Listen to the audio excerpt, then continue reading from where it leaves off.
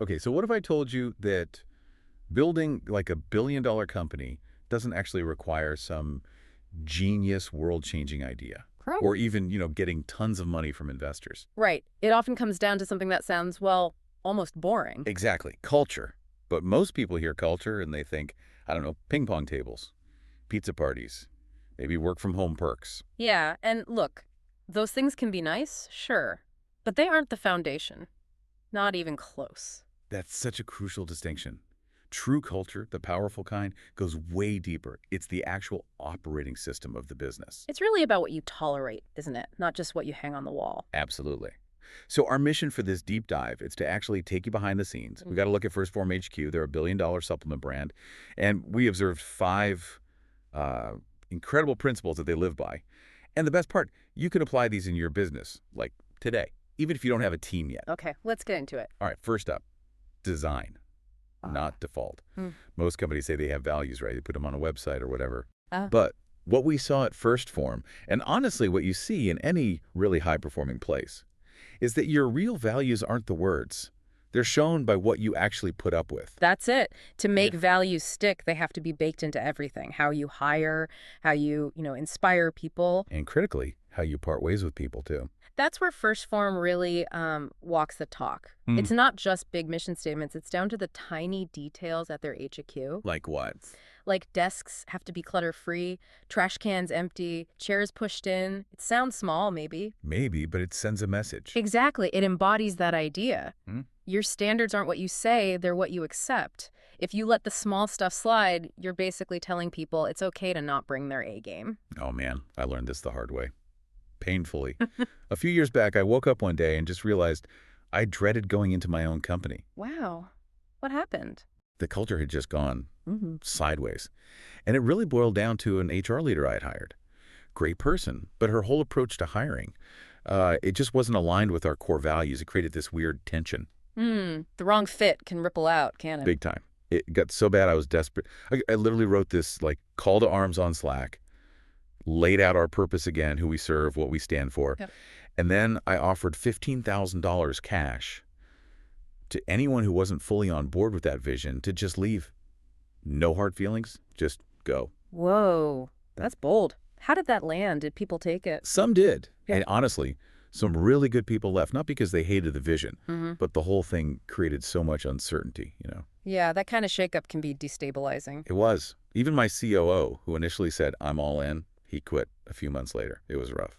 So is that a common thing you see, HR departments kind of unintentionally shifting the culture away from what the founders intended? I think it can be, yeah. It's a potential trap. Your business, it really should be a 100% reflection of you, of the founding team's thinking. If it is, you'll probably love coming to work. Makes sense. And I honestly believe if your culture is strong and clear, you maybe don't need a huge HR function. Often those departments get built to solve problems caused by just a few people. But the solutions end up changing the rules for everyone. Exactly. It inadvertently changes the whole culture. Once I clean house, essentially, and reset our standards, the business completely turned around. It was night and day. Which leads perfectly into the next point, right? It really does. Principle number 2, train, don't tell. What usually happens when there's a problem in a business? Someone gets blamed. The finger pointing starts. Totally. Default mode. Blame the person. Yeah. But First Form, they flip that entirely. It's not about individual blame. It's about improving the process. Okay, how does that look in practice? Well, one thing I loved was their dedicated training room.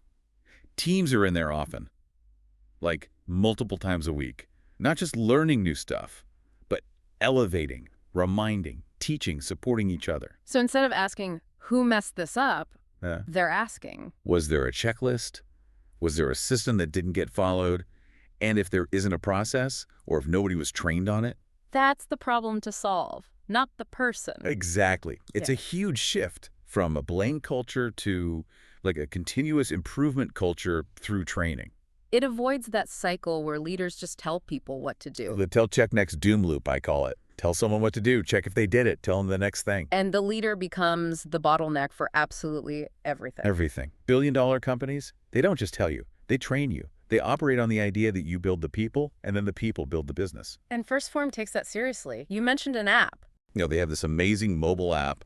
It's got all their SOPs, standard operating procedures, training modules, communication stuff, Q&A. It's fully integrated. Training isn't separate. It is the culture. It sounds like what some people call a culture system, not just our culture. System implies routine, structure, improvement. That's a great way to put it, a system. But for a smaller business listening, how do you even start building something like that without getting, bogged down in red tape? Great question. You start small. Like, document one key process this week. Create a shared folder for best practices. Maybe do a quick 15-minute daily huddle where someone shares a skill. Just be intentional about it. Exactly. Be intentional about transferring knowledge and helping people develop, instead of just hoping it happens organically. Which ties into the people aspect again. It does. Principle 3. Understand their 5-year goals, honestly. Most people treat strangers better than they treat their own team members. It's kind of weird when you think about it. But what I saw at First Form, and what these huge companies get right, is they really dig deep to understand their team's personal dreams and goals. And then they connect those internal motivations to the external needs of the business. Precisely. That connection is what drives incredible performance. There's that technique you mentioned, asking team members to visualize their dreams, like maybe living on a yacht or whatever it is for them, Yeah. and then having them set that picture as their phone wallpaper. So when a leader has a performance conversation, they can gently tie it back. Hey, remember that yacht? Let's talk about how hitting this target helps get you closer. It's so clever, right? Makes the work feel much more meaningful, less transactional. Definitely. It reminds me of someone on my own team, Sam Saad.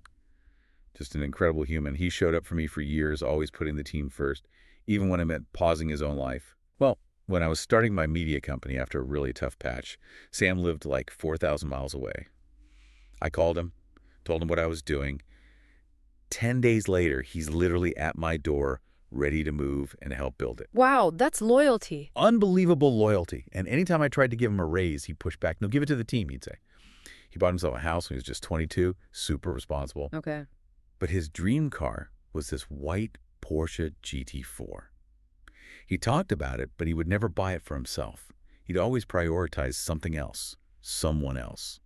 So you knew this deep desire he wouldn't act on. Yeah. So, knowing that, I secretly arranged to buy it for him. Surprised him with it. And look, buying cars is cool, whatever. But understanding what truly motivates someone deep down and giving them something they wouldn't do for themselves, that's special. That builds connection. That's a fantastic story. It perfectly illustrates going beyond just like surface motivation. It taps into those deeper drivers. Right. People talk about the 4 core ways to motivate. Money, title, responsibility, and growth. Money and title matter, sure. But responsibility and that chance for personal growth, those often inspire that incredible dedication, like with Sam. Which is a perfect segue to number 4. Show them the future.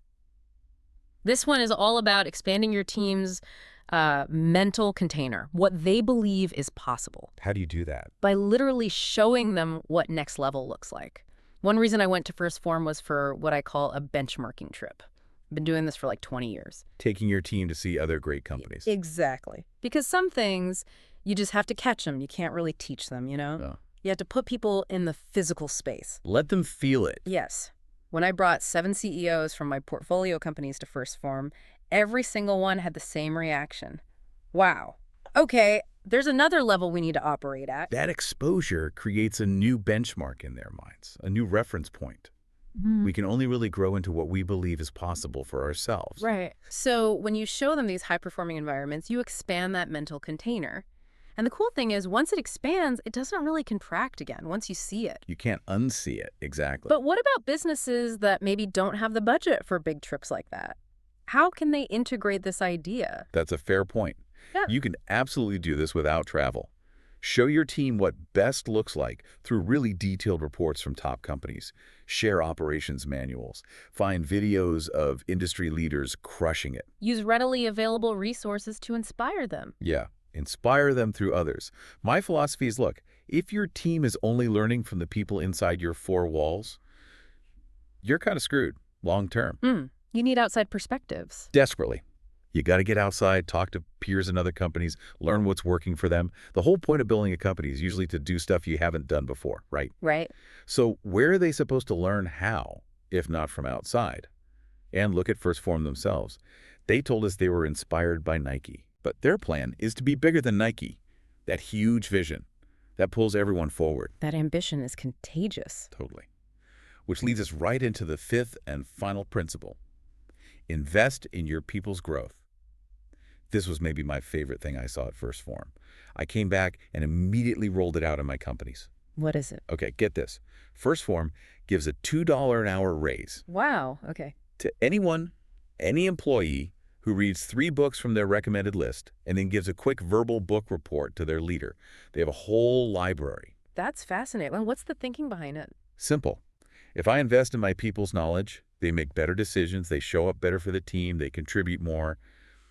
The whole business wins. The ROI, the return on that investment, they figure it's like 20x. That's huge. And that knowledge investment isn't just books, right? It's courses, coaching. Absolutely. Online courses, bringing in coaches, mentorship, especially for your high-potential folks. And First Form takes it further. They have a huge commitment to health investment. Right, the healthy teams are strong teams idea. Yes. Their HQ has this amazing kitchen stocked with healthy food and a world-class gym, like high-rock setup, CrossFit gear, a full basketball court. It's incredible. They really invest in the whole person. They do. I actually have a personal rule. Unlimited budget for 2 things. Investing in my mind and growth and investing in my health. It's just non-negotiable for me. That makes sense. What else falls under investing in growth? Networking events. Getting your top leaders into rooms with other smart people doing cool things. That's massive. How do you facilitate that? Identify the best industry events. Maybe create your own mastermind groups. Encourage your leaders to host like small roundtables where they facilitate learning from peers outside the company. That way they learn the most by teaching and organizing. And how do you make sure all this learning actually translates into action? It's easy to go to an event, get hyped up, and then nothing changes. Crucial point. You need a process on the back end. When people return from a conference or finish a course or even read those books, ask them, what were your 3 biggest takeaways? And then, importantly, discuss the why behind those takeaways. Why did that resonate? How does it apply here? That helps integrate the learning. Then, commit to one single action item based on those takeaways, just one. And put a deadline on it, like within 2 weeks. The goal isn't massive, overwhelming change. It's just getting, 1% better. That steady, incremental improvement, it compounds. It really does. So, to recap the 5 pillars we saw. Design your culture by defining what you truly tolerate. Don't just default. Train your people, don't just tell them. Build systems. Understand their deep personal 5-year goals. Show them the future. Expand their idea of what's possible. And constantly invest in their growth mind health network. Those 5 things woven together, that's the fabric of a place like First Form. It is, and it all comes back to having a vision and holding on to it, even when it seems nuts. Andy, one of the First Form founders, told this incredible story. It's back in 2009. They only had maybe 30 people on the team. Yeah. And he stood up and presented the vision for the massive 180,000 square foot headquarters that's in now. To 30 people in 2009. Yep. He fully admits most of them thought he was, full of it, that it was impossible. I can imagine. He even paid a designer like $50 to just sketch the building, just so he could show the team something tangible, to try and make this giant vision in his head feel a little more real for them. Wow. $50 for a sketch of a giant future HQ. That's amazing. And guess what? Only 3 people from that original group of 30 are still with the company today. Only 3. But they are the ones who built the business alongside him. That just gives you chills, doesn't it? It shows you have to see it in your head long, long before it becomes reality. You have to hold that vision. You do. And you have to accept that not everyone's going to get it. Not everyone's going to come along for the whole ride. But the ones who do see it, who do believe, those are the people you build with. Absolutely. So thinking about all this, what's one thing, just one, that you listening right now are going to integrate into your business or maybe even just your own work approach this week? Something to get that 1% better.